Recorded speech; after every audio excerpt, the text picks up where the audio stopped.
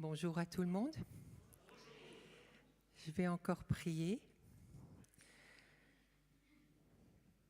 Père, je te remercie pour le culte de ce matin. Je te remercie pour ce moment de partage que nous allons pouvoir avoir.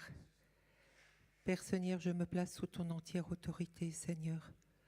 Que ta parole soit dite, que ta parole touche les cœurs, que ta parole ouvre les cœurs, que ta parole réveille les cœurs. Je te le demande dans le nom tout-puissant de Jésus. Amen.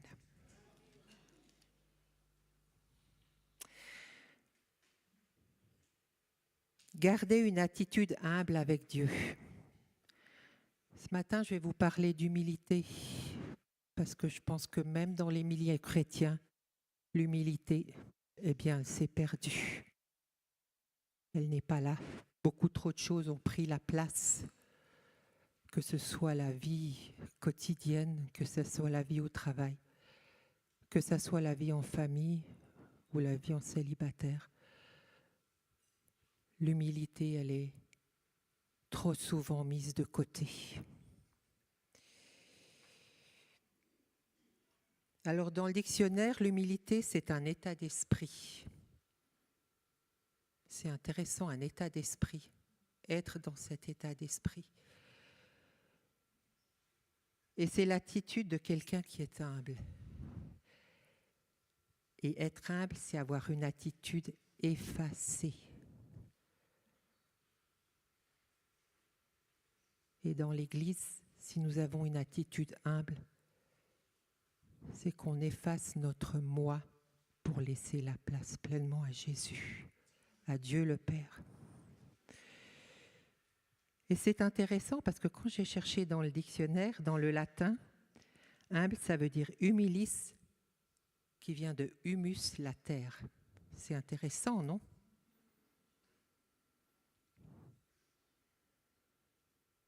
L'Éternel Dieu a façonné l'homme. Il a pris la poussière ou la terre selon les traductions et il en a fait l'homme. Il est notre créateur et nous venons de Dieu. Rien vient de nous, nous venons de Dieu. Paul dit dans 1 Corinthiens 11:12, « Car si la femme a été tirée de l'homme, celui-ci à son tour est né de la femme. Donc, tous les deux doivent leur vie à Dieu. » Est-ce qu'on se rend compte que c'est vrai quand on est au travail ou comme ça, on oublie, mais on est à Dieu. Et trop souvent, on prend notre propre volonté et on veut, même dans la prière, dans notre volonté, demander à Dieu ce que nous, on veut. Et là, on a pris la Sainte Seine, le plus bel exemple d'humilité que nous avons. Bien sûr, c'est Jésus. Il a quitté la gloire du ciel. Il est allé à la croix pour nous, pour nos péchés et pour les péchés de l'humanité. Et je pense que la première chose dans l'humilité, c'est de ne pas oublier la croix. Si on oublie la croix, alors on met Dieu de côté. Il est venu pour ça, il est venu pour cette humanité qui avait besoin d'être sauvée.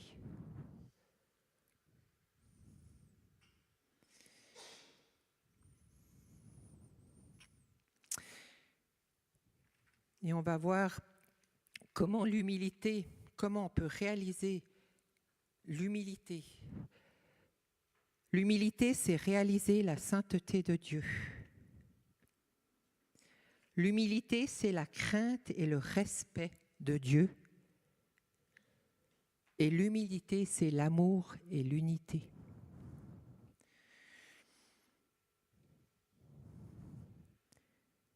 Est-ce qu'on a encore la sainteté de Dieu dans nos églises ? Est-ce qu'elle est là ? Est-ce qu'elle est présente ?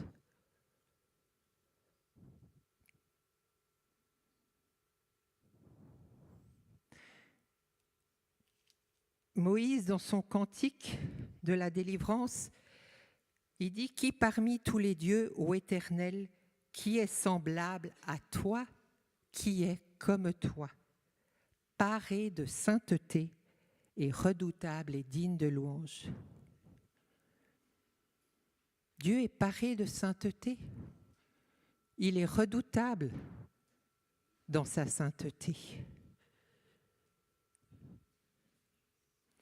Il n'y a personne qui est pour lui. Il est le Tout-Puissant, il est le 3 fois saint.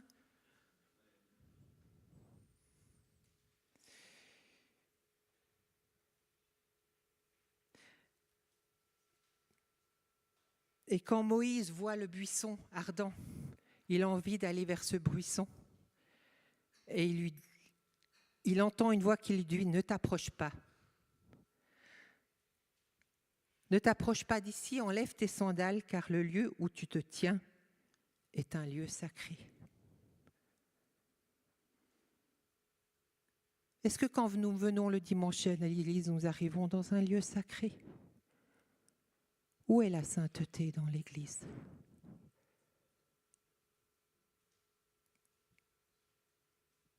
Où est la sainteté quand nous venons ici ? La sainteté, c'est s'effacer. Quand je viens ici, je viens déjà avec un cœur préparé. Ce n'est pas mon moment où tu viens ici en courant ou en étant pressé que tu vas être prête pour Dieu. Dieu est saint. Et si on veut vraiment la sainteté, cette puissance de la sainteté dans l'Église, alors il faut nous laisser transformer et changer. Il y a des petites choses, par exemple. Quand je viens ici, j'ai envie d'un café. Si je ne l'ai pas terminé, eh bien je le laisse dehors. Dieu a demandé à Moïse d'enlever ses sandales parce que ce lieu était un lieu sacré. Quand je viens au culte, le lieu est sacré. Je ne viens pas comme je viens au cinéma.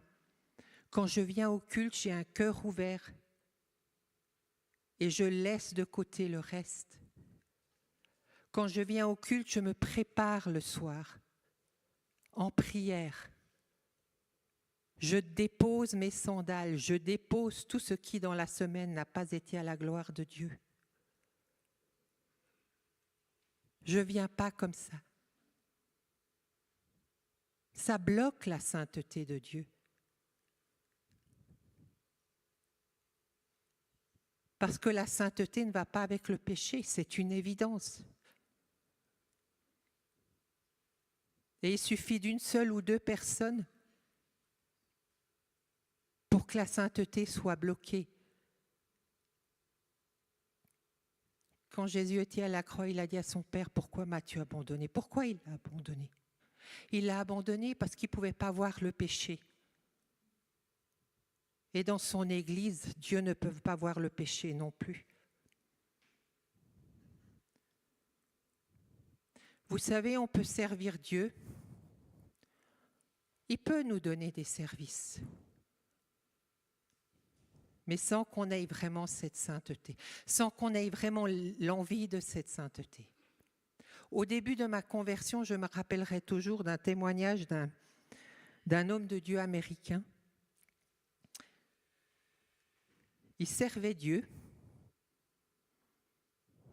il prêchait le dimanche,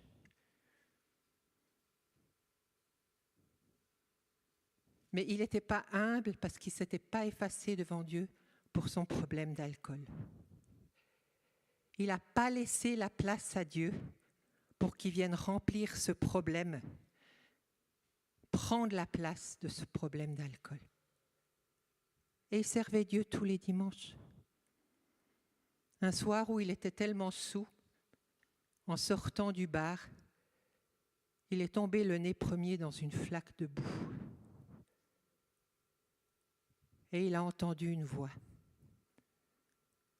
C'est Jésus qui lui disait « Combien de temps encore me traîneras-tu dans la boue ?» Vous vous rendez compte ? Jésus est saint. Il sert un Dieu qui est saint et en même temps, il a ce problème d'alcool qui l'amène dans des difficultés et qui attriste Jésus. Pourquoi? Certainement parce qu'il ne voulait pas lâcher. Il faut apprendre à lâcher, à ne pas retenir. Si vraiment j'ai l'amour pour Dieu, si vraiment il est là profond dans mon cœur, alors j'évite ces choses. Je n'en ai plus envie.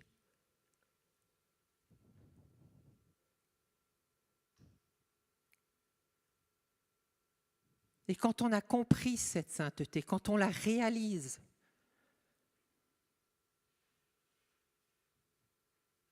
alors on a envie de s'effacer. On ne peut plus que s'effacer devant cette sainteté.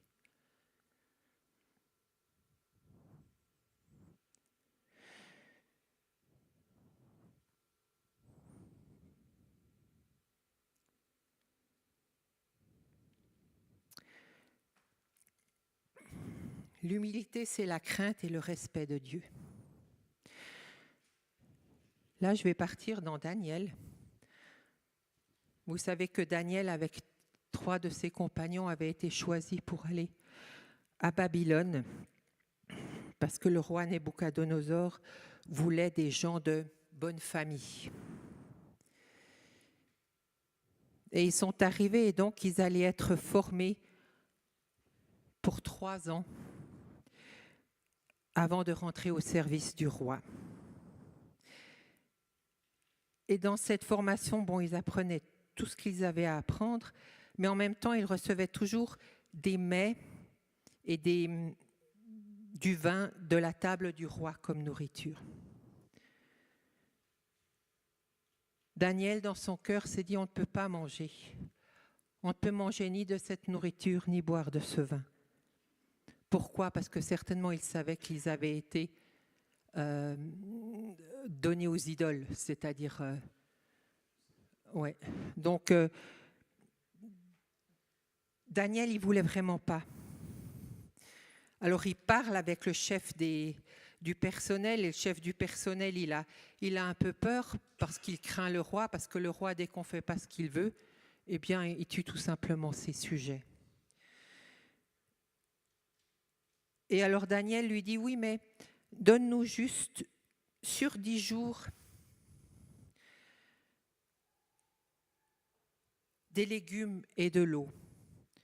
Alors le chef du personnel, il dit, oui, mais si vous mangez pendant 10 jours des légumes et de l'eau, vous allez être tout palichon. Et puis moi, j'aurais encore plus peur de me faire renverser par le roi. Et puis Daniel lui dit, non, mais on essaye pendant 10 jours. Et après 10 jours, ça a été tout le contraire, comme vous connaissez l'histoire. Ils ont été en pleine forme. Et en plus, ils ont reçu la sagesse, ils ont reçu vraiment la compréhension de toute la littérature qu'ils devaient apprendre, parce que ce n'était pas leur langue en plus. Donc Dieu les a bénis. Dieu a béni le geste de Daniel. Daniel ne voulait pas se souiller avec ce qui n'était pas de Dieu. Il avait la crainte de Dieu, il avait le respect de son Dieu. Et on voit à combien Dieu a approuvé cela, parce qu'on parle toujours du jeûne de Daniel 3 semaines. Non, ça c'est les chrétiens qui ont dû l'inventer. Ce n'était pas 3 semaines. Leur formation était de 3 ans. C'est marqué dans le premier chapitre. Durant ces 3 ans, ils n'ont que mangé des légumes et bu de l'eau. Voyez comme Dieu les a bénis, voyez comme Dieu a été avec eux, parce qu'ils l'ont respecté, parce qu'il avait la crainte de lui. Il ne voulait pas faire ce qui était contraire à sa volonté. Il faut le faire, c'est un miracle de Dieu. Vous voyez manger 3 ans des légumes? C'est vraiment un miracle de Dieu. Et c'est là que ça montre combien, si on a la crainte, ce respect de Dieu, alors il ouvre les portes. Il ouvre les portes. Parce qu'à ce moment-là, vous êtes dans son chemin à lui. Et il est allé même pour donner à Daniel d'interpréter les visions et les rêves. Parce qu'il savait qu'il allait l'utiliser par la suite face au roi Nebuchadnezzar. Alors, dans les qualificatifs de la crainte de Dieu, de l'Éternel, il y a un qualificatif, c'est la crainte de l'Éternel est pure.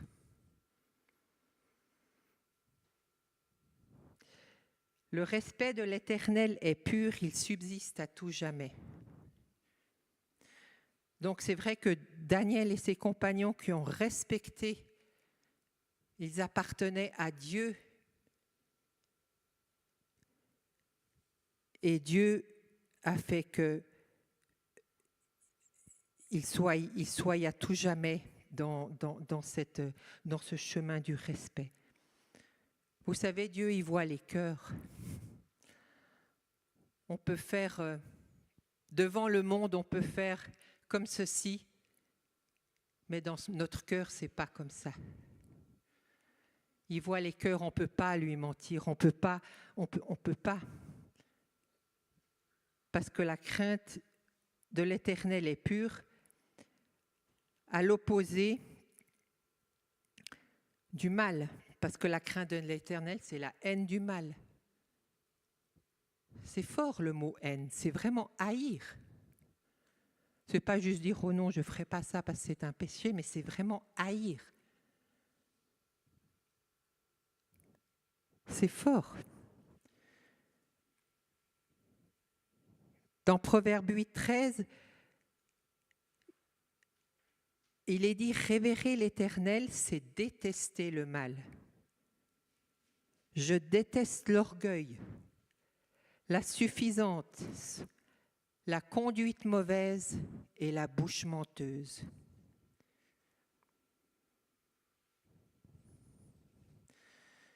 Daniel, lui, il avait pris dans son cœur la résolution de ne pas se rendre impur. Et ça l'a aidé, ça a été la bonne décision. Parce que tout du long de son ministère, où ils ont vécu vraiment des choses difficiles, parce que déjà quand dans Daniel au début, quand les sages n'arrivent pas à expliquer le rêve, il dit alors tuez tous les sages et tous les devins de...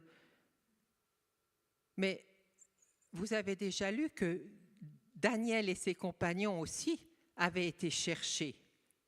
Ils étaient des sages à ce moment-là.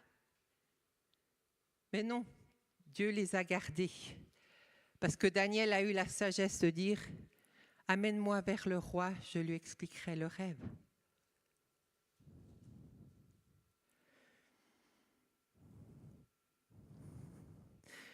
S'effacer devant Dieu, avoir une attitude humble, ça amène à la vie avec lui.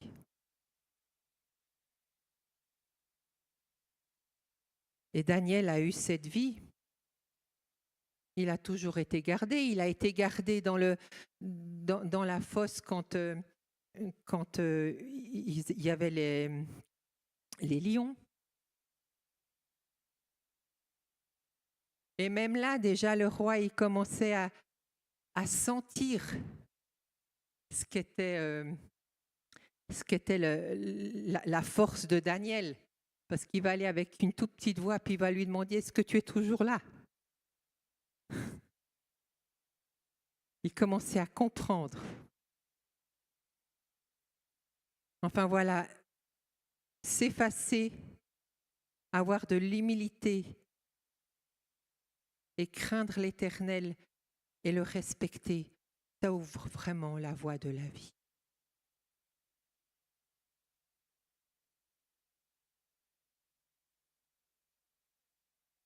Alors avoir le respect pour Dieu dans nos vies, c'est quoi? c'est déjà refuser tout ce qui est impur. Si on appartient à Dieu, on ne met pas des mauvaises images devant ses yeux. Si on appartient à Dieu, on ne va pas regarder des films qui montrent la mort, la tuerie. Gardez toujours en tête que la sainteté de Dieu ne va pas avec le péché. Au moment où vous êtes devant votre télé à regarder ça, l'esprit, il n'est pas avec vous. Il se cache, il s'éloigne.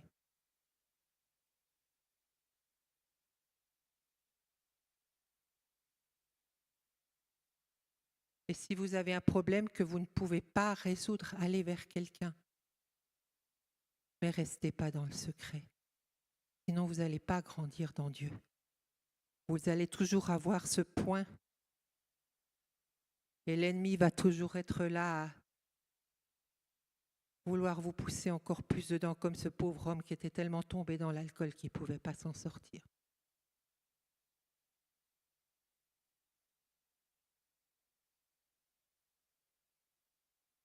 Vous savez, quand je m'étais convertie et que je travaillais à l'époque en Suisse allemande dans un IMS, j'avais fait le choix. Parce que craindre Dieu, c'est aussi faire des choix. Et j'avais fait le choix, on recevait toujours une caisse. On avait toujours une caisse où on recevait de l'argent,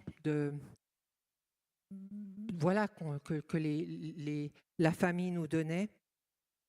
Et puis, quand il y en avait passablement, alors on faisait une sortie. Alors moi, j'ai tout de suite dit, voilà, c'est pas... Je suis avec le Seigneur, aller au cinéma, aller en boîte de nuit, c'est pas pour moi. Si on va manger quelque chose ensemble, c'est OK. Mais j'avais vraiment fait le choix de leur dire. Ils n'ont jamais eu des mots contre moi. Après quelque temps, ils venaient poser leur tête sur mon épaule pour pleurer.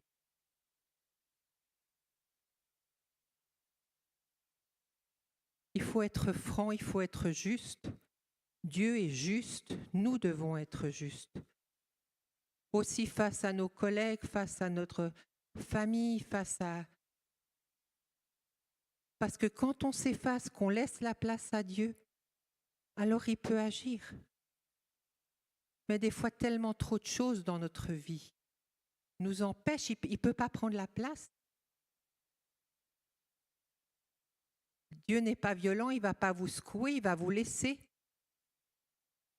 jusqu'à ce que vous réalisez le moment. Mais je ne peux pas continuer comme ça.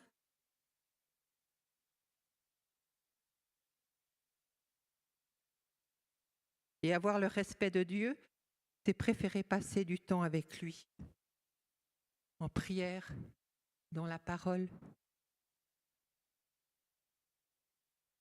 Aujourd'hui, les jeunes, et peut-être les moins jeunes aussi, sont tellement sur tous ces réseaux sociaux. Combien de temps passe-t-il à ça? Des heures et des heures?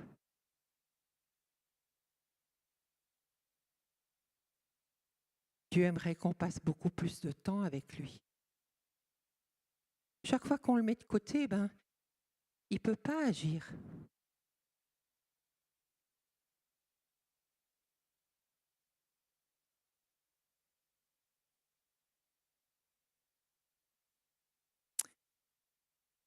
J'ai vu en cherchant une prédication sur YouTube, je suis tombée sur une jeune adolescente, tout jeune dans l'âge adulte, et qui donnait le témoignage. Elle était chrétienne et elle cherchait sur YouTube une série qu'elle voulait regarder. Elle cherche, elle passe, et tout d'un coup, elle tombe sur un chant chrétien. Elle le met. Et elle témoigne que ce chant chrétien l'a tellement remplie que sa chambre en était remplie. Et qu'elle avait réalisé et compris qu'il faut passer du temps avec Dieu, que c'est bien plus précieux, que c'est bien plus enrichissant. Ça nous apaise, ça nous amène la paix, Qu'est-ce que vous avez de passer votre temps sur un film et puis vous avez quoi après? Rien. Et ça, en tant que chrétien, il est important d'avoir l'humilité de s'effacer devant toutes ces choses qui nous tentent.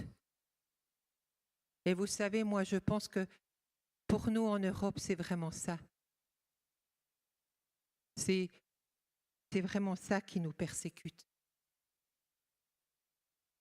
Et on ne s'en rend même pas compte. Il y a une persécution vraiment parce que les gens sont tellement sur plein de choses qui ne sont pas de Dieu parce que le monde les propose.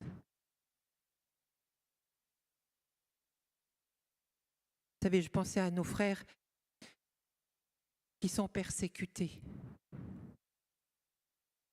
Et eux, ils ont vraiment l'humilité. Ils l'ont jusqu'au plus profond du cœur parce qu'ils ne renient pas leur Dieu. Ils sont prêts à souffrir, mais ils ne veulent pas lâcher leur Jésus ni leur Dieu. C'est pour ça que je dis en Europe, voilà, on a tout. On ne se rend peut-être pas compte que justement la persécution, elle est subtile, elle est tranquille.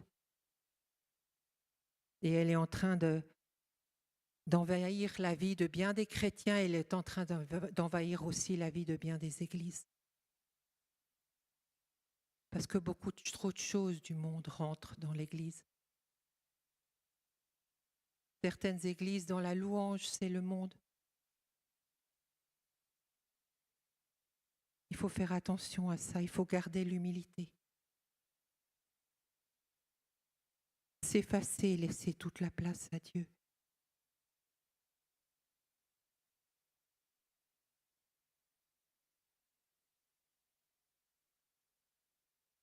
Et si vous dites je n'arrive pas, non. Parce que ce n'est pas notre capacité, comme dit Paul en Corinthiens, ce n'est pas notre capacité. Mais ça vient de Dieu. Et je ne sais pas si vous avez, moi, à mon début de conversion, ça m'arrivait que, bien sûr, j'étais aussi en chemin et des fois aussi, je laissais de côté mes temps avec Dieu et je faisais autre chose. Mais je ne sais pas si ça vous est arrivé, que vous ressentez dans le cœur comme ça. Vous n'êtes pas bien. Ça vous chiffonne, il y a quelque chose qui ne va pas. Ce n'est pas l'ennemi. C'est la tristesse de l'esprit qui est en train de dire « Reviens mon enfant, reviens à moi ». Et vous savez, plus, si vous êtes jeune ou même moins jeune, si vous voulez sortir de ces trous du monde où vous êtes toujours de nouveau attiré, commencez une fois, peut-être la première fois ça n'ira pas, mais la deuxième fois ça ira mieux. Et plus vous laissez la place à Dieu, plus vous prenez une attitude humble, plus vous allez voir que vous aurez plus envie. L'envie va partir parce que Dieu aura rempli avec son amour.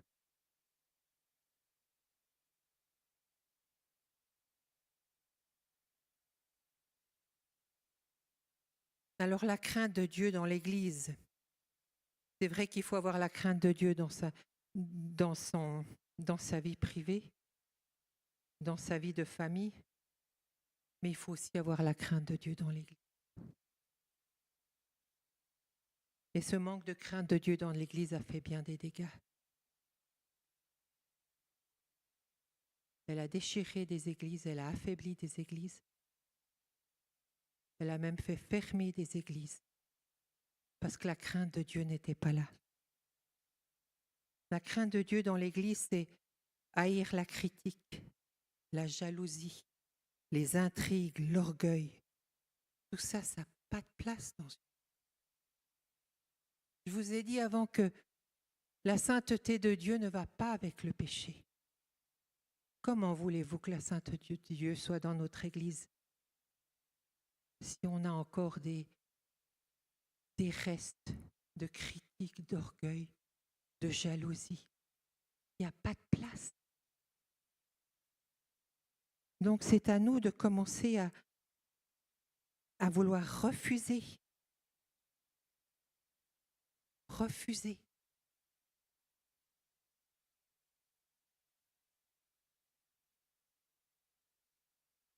Parce qu'une église qui est saine et en bonne santé, c'est une église qui a le Saint-Esprit. Si le Saint-Esprit est là, qu'il est présent, alors l'église est en bonne santé. Parce que le Saint-Esprit, il aime y être, il s'y sent bien.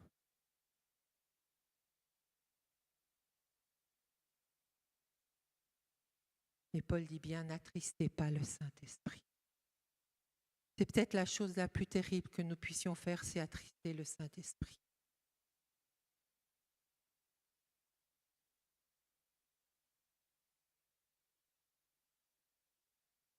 Alors c'est vrai que toutes ces paroles sont peut-être un peu rudes, mais je pense que des fois, Jésus nous donne aussi d'aller à contre-poil. Vous savez, les chats, ils n'aiment pas quand on les caresse dans le mauvais sens du poil. Alors c'est vrai, peut-être nous aussi, on n'aime pas ça. Mais Dieu veut réveiller. Dieu veut exhorter et ouvrir les cœurs, réveiller ces cœurs qui se sont endormis dans des habitudes de l'Église. Des fois, on ne voit même plus. On ne voit plus qu'il y a trop de critiques, on ne voit plus qu'il manque du Saint-Esprit, on ne voit plus que parce qu'il y a trop d'autres choses.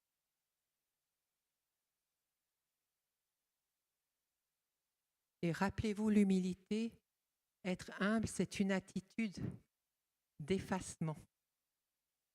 C'est ça tout le secret. En fait, ce n'est pas très compliqué. Si on s'effaçait comme si nous tous ici, nous nous effacions vraiment devant Dieu et qu'on lui laissait toute la place, croyez-moi, on n'aurait aucun problème. Ni dans notre vie, ni à l'Église.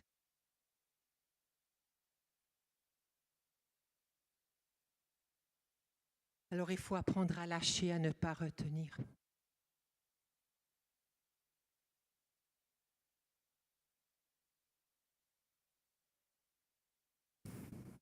L'humilité, c'est l'amour, celui qui vient de Dieu, et l'unité.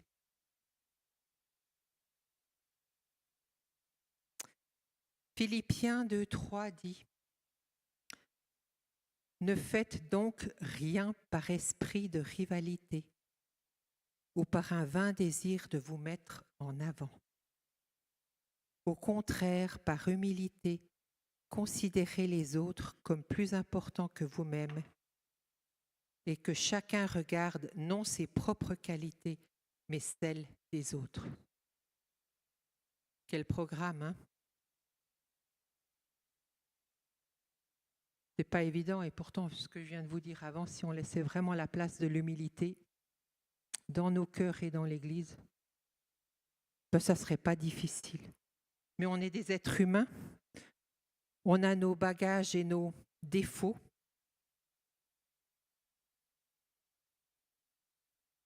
Mais on n'a pas à les mettre sur les autres.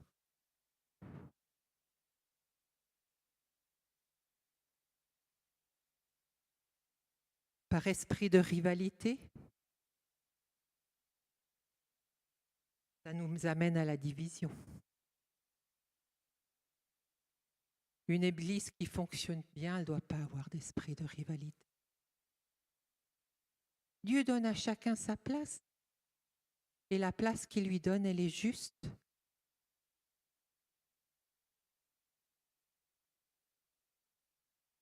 On est tous au même niveau avec Dieu. C'est ça peut-être qu'on ne réalise pas. Dans le monde, c'est le contraire. Hein? Plus on est haut, plus on est honoré, plus on a de... Oui, plus on est bien vu. Non, dans l'Église, on n'a pas besoin d'être bien vu. On est tous des enfants de Dieu. Il nous donne la place là où nous devons être.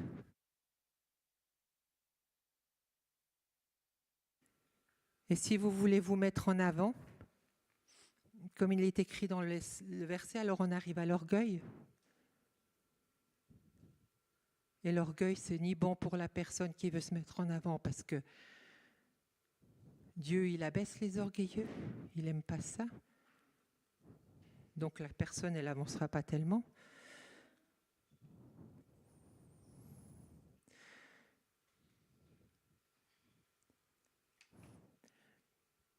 Vous savez, considérer les autres comme plus importants que soi-même, c'est de l'amour. Pas l'amour humain, non. Parce que l'amour humain, il a presque envie de faire l'inverse, justement. C'est d'écraser l'autre puis de se mettre au-dessus. Non, l'amour de Dieu, c'est ça.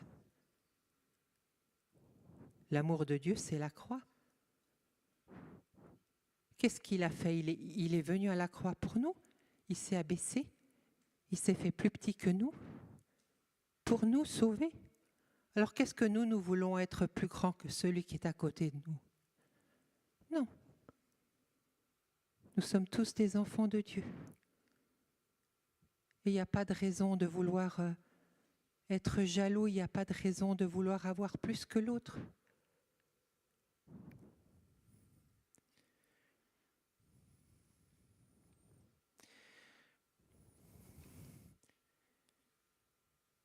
Et Jésus nous a donné un très bon exemple dans Jean 13, 13 à 14.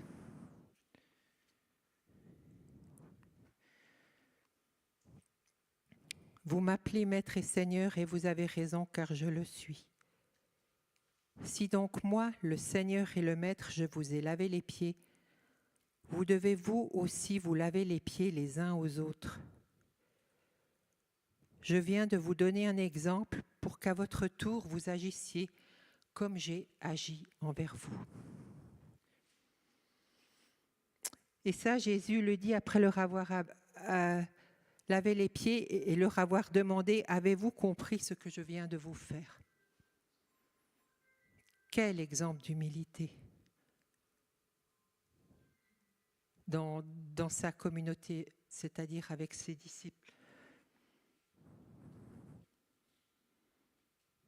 Alors il fait déjà une chose, il enlève son vêtement pour mettre un linge. Qu'est-ce que ça pourrait être pour nous ?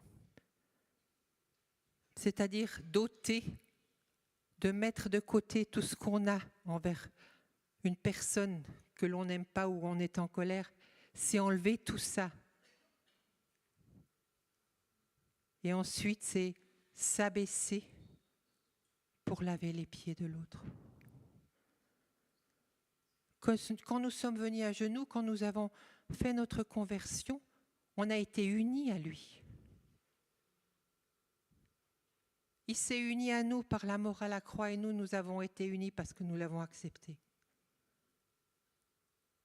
Alors si on est unis à lui, comment ne peut-on pas être unis avec ses frères et sœurs ? Ça ne fonctionne pas.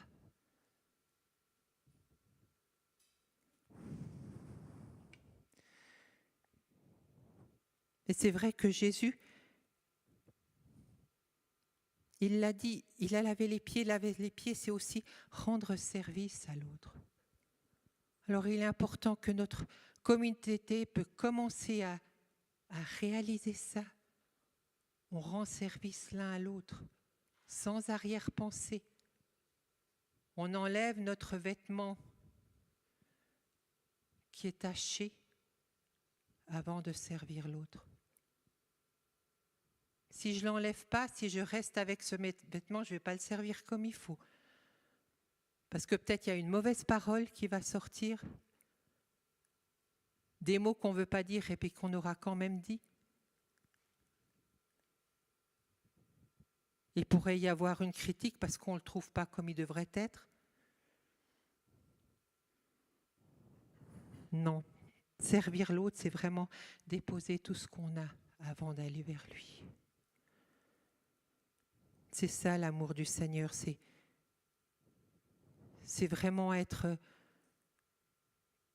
Vous savez, quand vous faites du nombrilisme, vous vous regardez toujours. Et puis le jour où vous allez vers un autre et que vous vous occupez d'une autre personne, vous allez oublier votre nombrilisme. Parce que ce que vous apportez à l'autre personne, s'occuper de cette autre personne, ça va vous apporter bien plus. Ça va effacer petit à petit ce nombrilisme, cet ego que vous avez.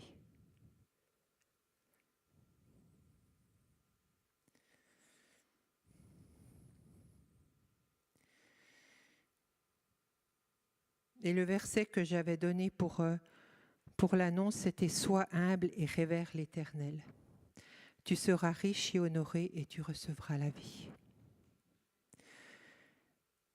Sois humble, on a vu, c'est vraiment s'effacer. Alors soyons humbles, d'abord envers notre Dieu Tout-Puissant, envers nos frères et sœurs, envers nos collègues si on est au travail, envers notre famille. Et révérons l'Éternel. Révérer, ça veut dire avoir un... Je l'avais noté quelque part, je l'ai oublié. C'est profond parce que révérer, c'est traiter quelqu'un avec un profond respect. C'est intéressant parce qu'avoir un profond respect, on peut seulement l'avoir si on aime cette personne.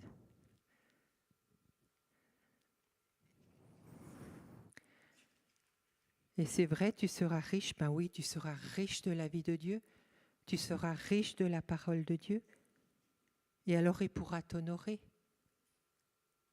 Dieu ne peut pas honorer quelqu'un qui n'est pas dans sa volonté. Dieu ne peut pas honorer quelqu'un qui vient à l'église le dimanche et la semaine, il a un tout autre comportement. Il ne peut pas honorer ça. C'est faux, c'est pas juste. Et tu recevras la vie avec Dieu. Et vous savez, c'est vraiment important qu'on puisse se mettre dans ça. Parce que il est dit que Dieu viendra chercher une église sans tache. Est-ce que nous sommes vraiment sans tache aujourd'hui ? Il est vraiment important que nous prenions cette attitude d'humilité. Parce que le jour où il viendra, moi je me suis déjà posé la question, qu'est-ce que je dirais si Jésus frappait à ma porte ?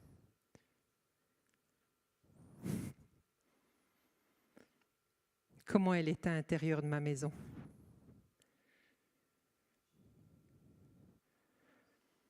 Un jour, on se retrouvera devant le trône blanc. Jésus, il sera assis, il ouvrira le livre de vie et il jugera chacun d'entre nous pour les œuvres que nous avons faites pour lui sur cette terre. Puis je me suis dit, mais à quoi ressemblera Jésus ? On ne peut même pas s'imaginer. Comme on a parlé de la sainteté, c'est quelque chose de tellement fort et puissant, on ne peut pas s'imaginer. Mais soyons au moins prêts dans notre cœur, pour le jour où il viendra nous chercher. C'est vrai, des fois, ça s'oublie un peu. On vit beaucoup dans ce monde, mais nous, les chrétiens, eh bien, nous attendons le retour de Jésus. Alors attendons-le de façon humble, avec une attitude humble, afin qu'il nous trouve à son retour sans tache et sans ride. Amen.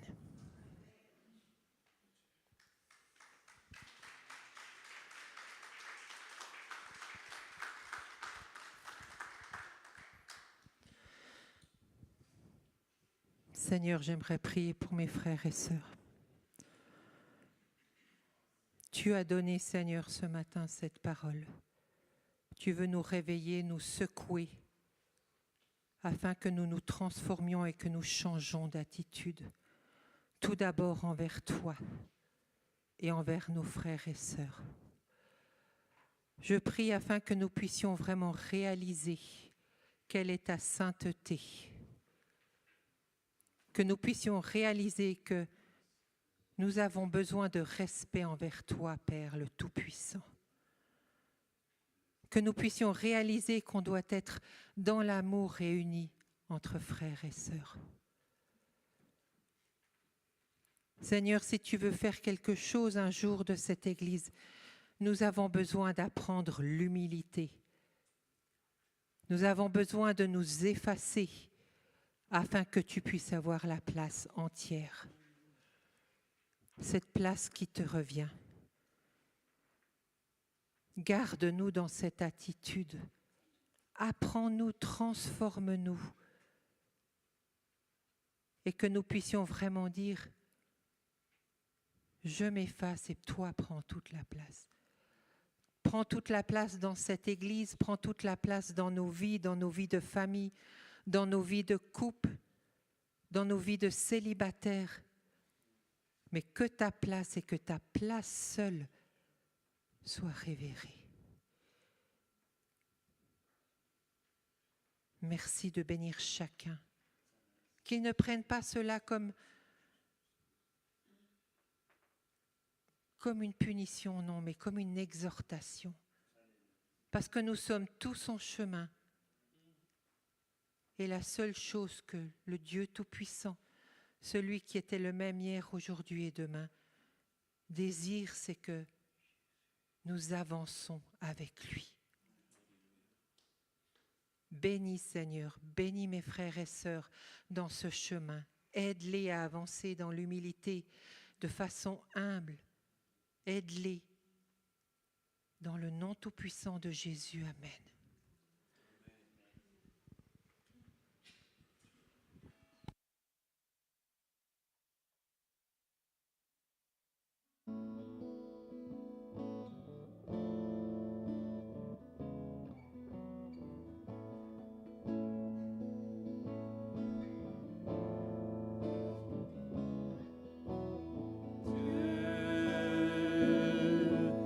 Tu es grand et digne de louange.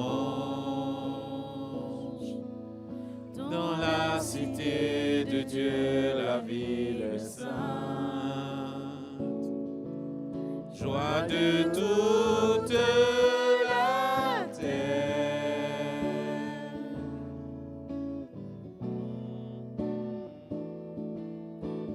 Dieu, grand, toi qui nous donnes la victoire, tu nous aides à vaincre l'ennemi.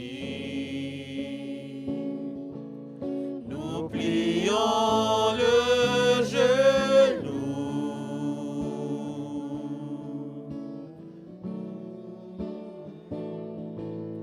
Seigneur, nous voulons élever ton nom et nous te disons merci pour ce que tu fais dans nos vies. Seigneur, ton amour ne tarit jamais. Tu es le Dieu d'éternité, tu règnes sur la terre et dans les cieux.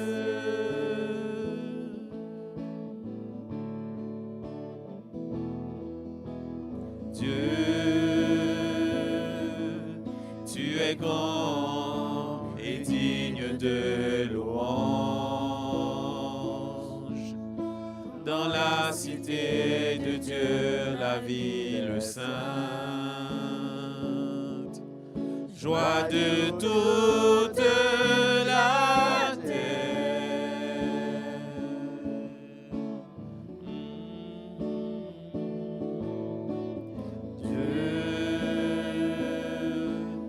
Tu es grand, toi qui nous donnes la victoire. Tu nous aides à vaincre l'ennemi. Nous plions le genou.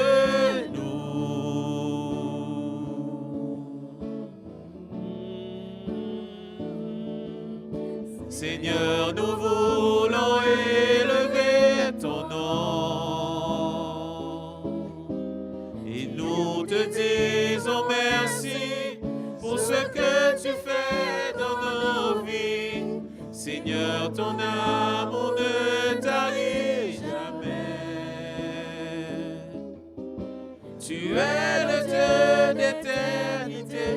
Tu règnes sur la terre et dans les cieux.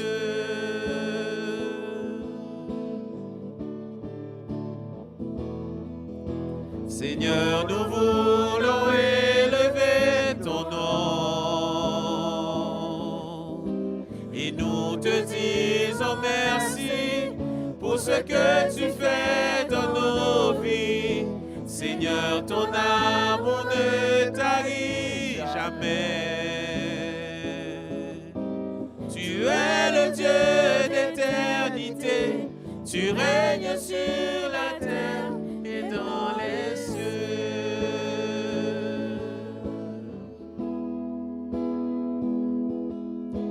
Tu es le Dieu d'éternité, tu règnes sur la terre et dans les cieux.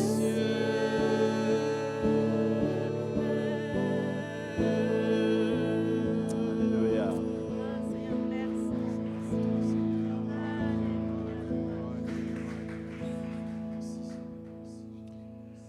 Oh, merci Seigneur. Père, nous te rendons gloire. Merci pour ce temps, Seigneur. Et merci de nous avoir repris ce matin. Père, au nom de Jésus, nous voulons te demander pardon pour toutes les fois où nous n'avons pas été sérieux, toutes les fois où nous avons été légers. Père, merci. Merci pour ta grâce et merci pour ta bonté.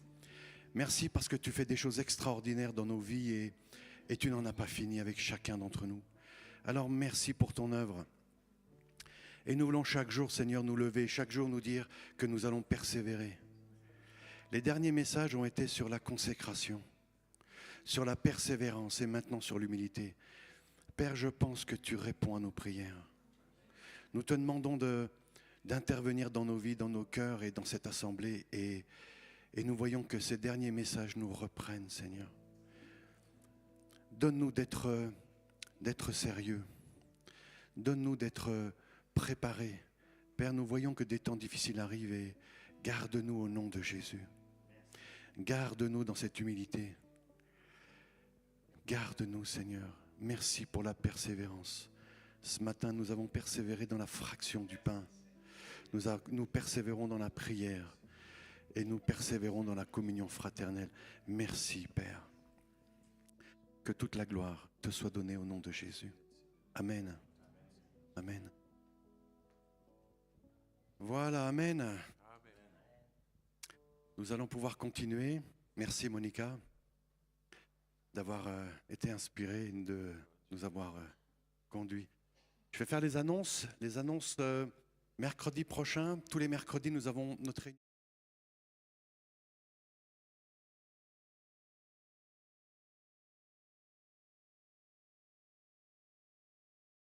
Et puis pour le monde. Et puis pour Israël. Nous avons beaucoup de sujets de prière le mercredi. Venez nombreux et il y a beaucoup de... Nous sentons la présence de Dieu et c'est un moment très très intense le mercredi. Et puis ensuite, nous avons repris les...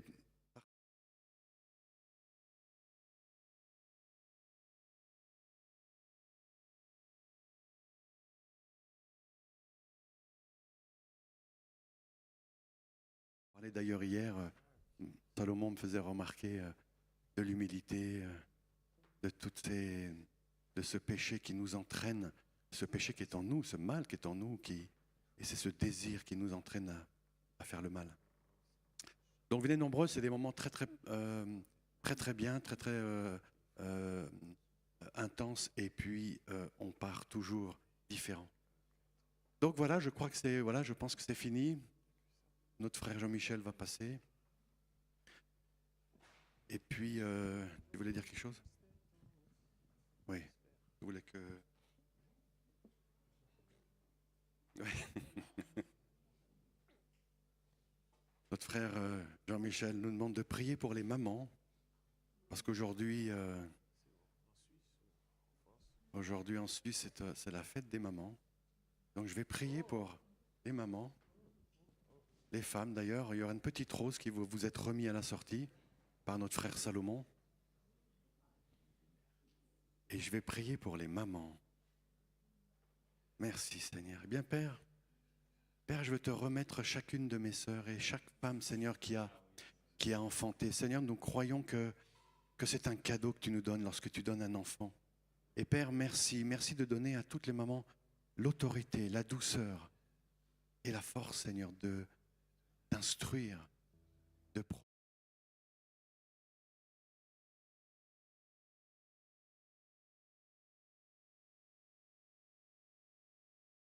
que tu as tissé l'enfant dans son ventre. Que l'enfant qui naît, Seigneur, c'est une volonté de ta part. Alors nous te rendons gloire et nous profitons, Père, pour prier pour tous les enfants. Merci pour tous nos enfants et petits-enfants au nom de Jésus. Nous avons été nous-mêmes des enfants, mais Seigneur, tu as béni.